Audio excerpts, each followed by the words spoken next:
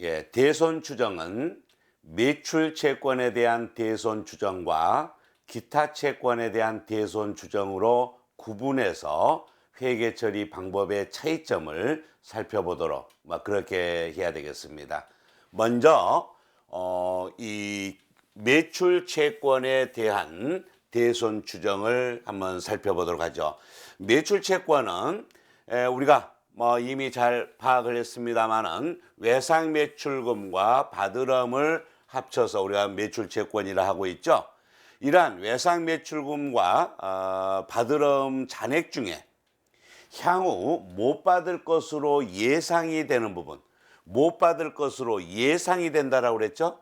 예, 추정이 되는 부분을 미리 이렇게 비용으로 계상하는 겁니다. 비용으로. 자, 확정되진 않았어요. 예, 추정된다 이래서 이 부분을 미리 비용으로 계상을 하는데 좀 의아하게 생각이 되죠. 그러나 회계 정보는 추정치에 의한 그런 부분들이 많이 반영이 되고 있죠. 예, 추정에 의한 추정치가 회계 정보에 많이 반영이 되고 있습니다.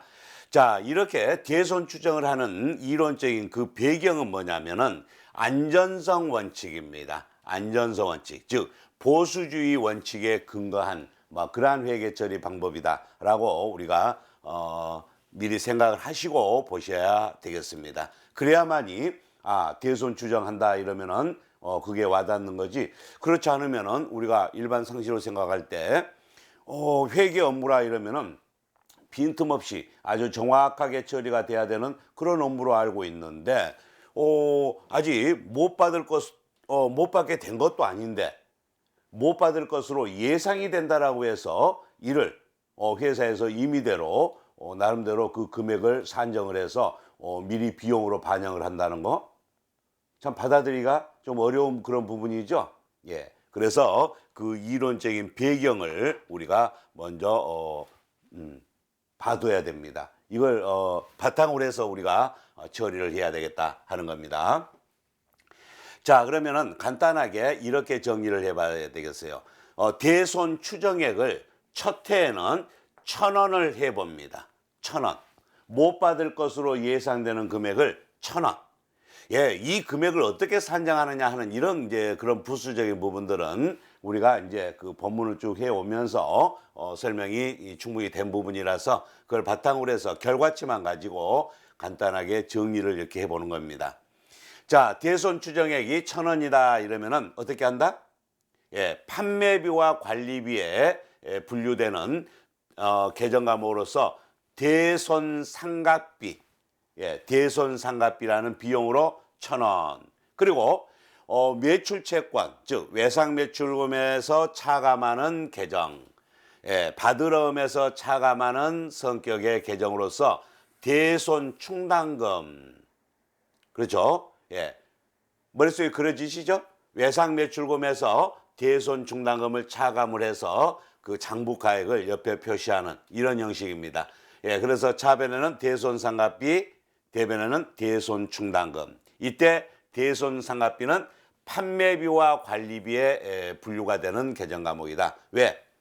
매출채권 자체가 우리의 주요 영업활동에서 발생된 그러한 부분이라서 이는 판매비와 관리비로 처리해야 되겠다는 얘기죠. 자, 이렇게 첫 해 결산을 할 때 대손 추정에 대한 대손 분계를 이렇게 정리를 했습니다. 자, 그 다음 또 결산을 할 때 이번에 대손 추정액은 어떻게 다 1,300원을 추정을 하게 됐다라고 했을 때 이때는 우리가 회계 처리하는 방법이 보충법과 환입법이 있습니다. 보충법과 환입법.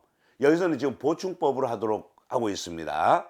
자, 근데 환입법은 뭐냐면은 이미 이렇게 전년도에 대손 추정해서 대손 충당금 이렇게 돼 있죠.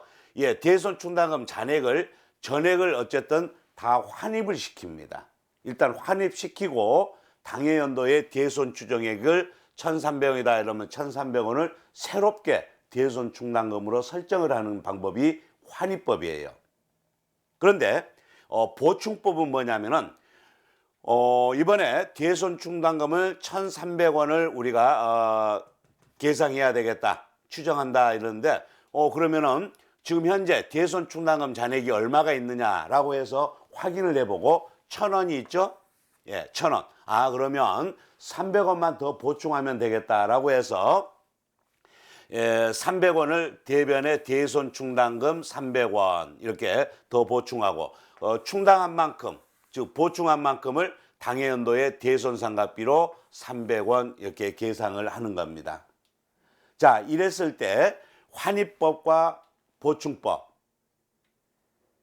구분되시죠? 예, 빨리 지나갔나요?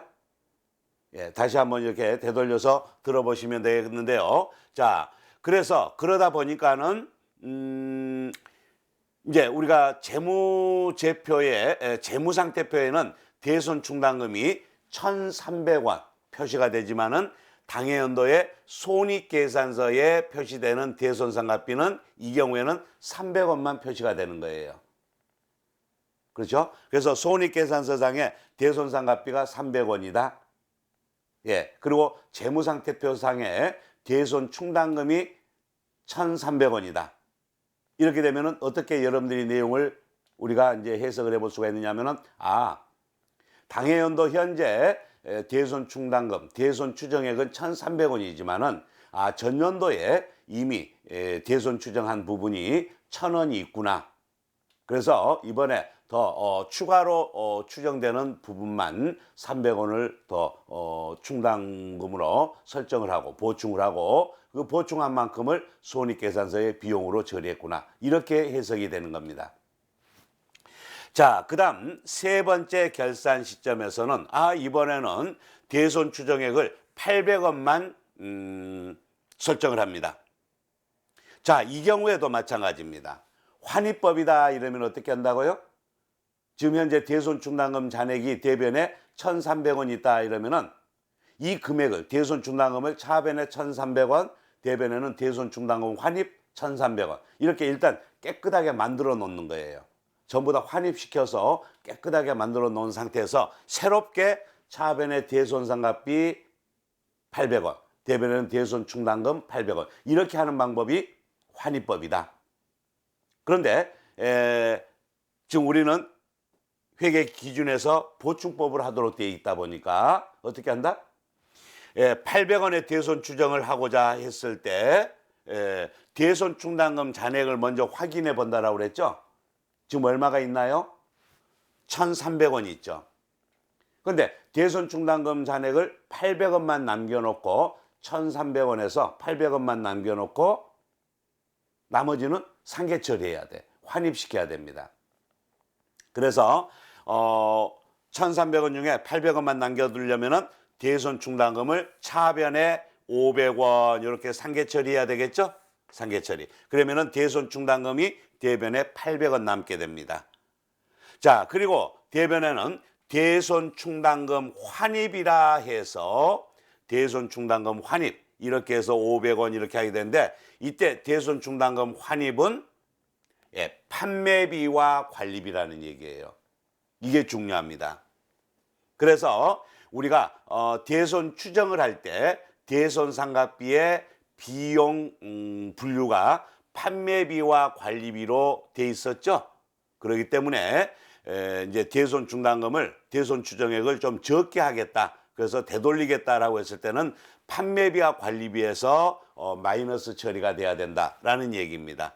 그래서 대손 충당금 환입이 판매비와 관리비에서 표시가 돼야 된다 하는 거죠. 예, 그래서 금액은 마이너스 금액으로 표시가 돼야 되겠습니다. 그래서 이렇게 우리가 대손 추정을 하는 데 있어서 우리 주요 활동에서 발생된 매출 채권에 대한 대손 추정하는 방법, 그 의미와 분계 형식을 이렇게 정리를 해봤습니다.